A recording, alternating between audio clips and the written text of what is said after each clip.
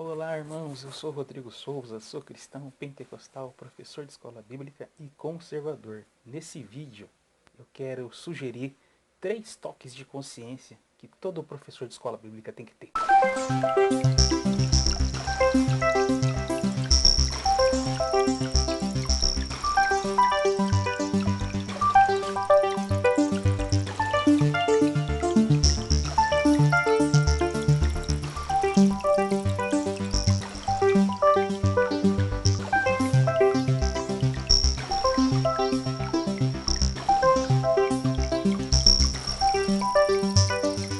Primeiro toque de consciência. O que seria um toque de consciência? Bom, vamos analisar o que é a igreja. A igreja, ela nasceu de acordo com o propósito do Deus Todo-Poderoso e foi fundamentada, comissionada pelos seus apóstolos, certo? A igreja, ela é feita de seres humanos falíveis e que estão em busca de agradar o Deus Todo-Poderoso, tá? Agora, um outro lado é interessante que a igreja ela é uma instituição. Sim, é uma instituição divina, uma instituição religiosa perante a sociedade, certo? A igreja, pelo fato de ter homens e mulheres que são falhos e estão se dedicando para atingir um bem maior, podem acontecer certos tropeços e certos desvios. Porém, esses desvios e esses tropeços são sempre o que? Acusados pela palavra de Deus. Então, quando você faz parte de uma instituição, aquela instituição ela tem o que? A missão, a visão e o valor, certo? Então, o funcionário, o colaborador, ele representa o que? A instituição. Então, quando esse funcionário, esse colaborador está em ação, tratando com o cliente, ele está representando o que? A instituição. Dessa forma, a instituição é conhecida. E pelas credenciais desta pessoa, você vai saber de qual instituição que ele pertence. Então, se você entende que a igreja é uma instituição divina e você representa as credenciais de Cristo, então você não somente tem direitos, mas também tem responsabilidades. Então, o primeiro toque de consciência é o quê? Investir em si mesmo, certo? Todo professor de escola bíblica, auxiliar, assistente, entendeu? Que sente esse chamado na sua vida. Você não tem que esperar ninguém. Você tem que começar a investir em você mesmo. Você tem que ser um leitor assíduo da palavra de Deus. Segundo, você tem que gostar de ler, porque através da leitura você vai ficar o que? Atualizado, certo?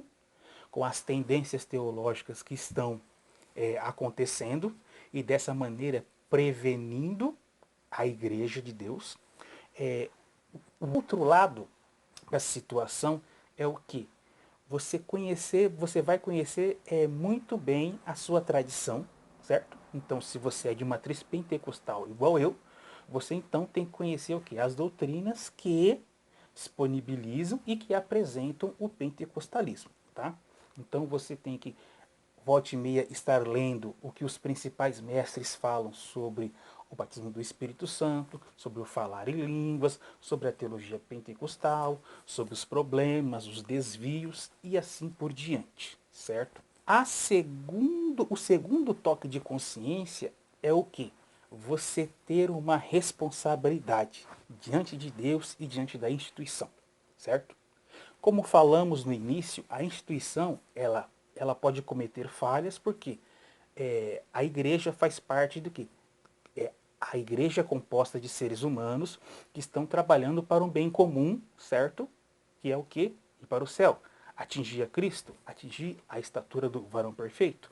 Então, você tem responsabilidade como cristão, primeiramente como cristão, como servo de Deus, amar o Senhor a Deus de todo o teu coração, de toda a tua alma, de todo o teu entendimento. Esse é o primeiro mandamento.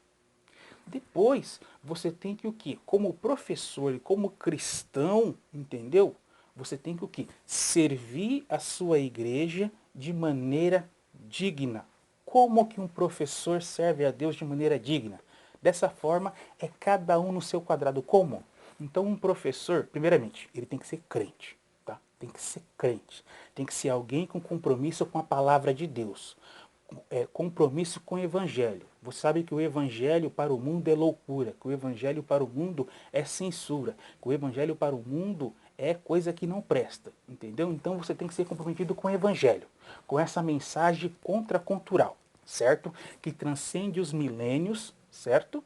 E que é o valor da nossa vida, que é o alimento, que é o nosso sustento, é o evangelho, as boas novas. Depois desse comprometimento com o evangelho, você apresentar esse evangelho de maneira objetiva, desmistificada, e você ser aquele expositor da palavra através do ensino, certo? O professor, ele vai militar numa área em que ele não vai pregar, ele vai ensinar, entendeu? Então cada igreja tem a sua cartilha, tem o seu livro de estudos bíblicos, é definido por temas. E esse professor vai se debruçar sobre esse tema e explicar de maneira digna, entendeu?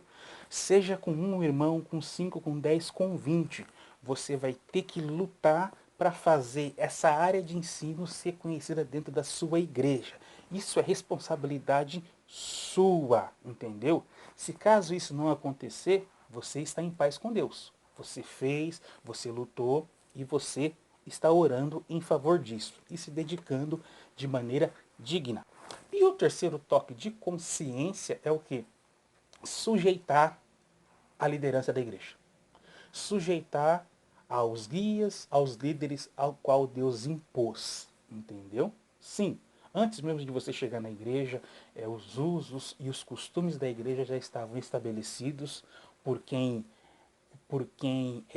abriu a denominação que você participa. Então, cada denominação tem as suas particularidades, que nós falamos que são coisas secundárias, entendeu? Desde que não agride a espinha dorsal das doutrinas do cristianismo, da ortodoxia, você tem que estar sujeito ao que? Ao que a sua denominação prega, certo? Se você é aquele professor que lê um vídeo, aliás, que você vê um vídeo de um calvinista, um vídeo de algum liberal teológico e já acha que já aprendeu tudo e já quer mudar toda a estrutura da igreja, infelizmente você não serve para a igreja. É a primeira coisa. Isso já é bom para você saber, para você não cair nessa seara.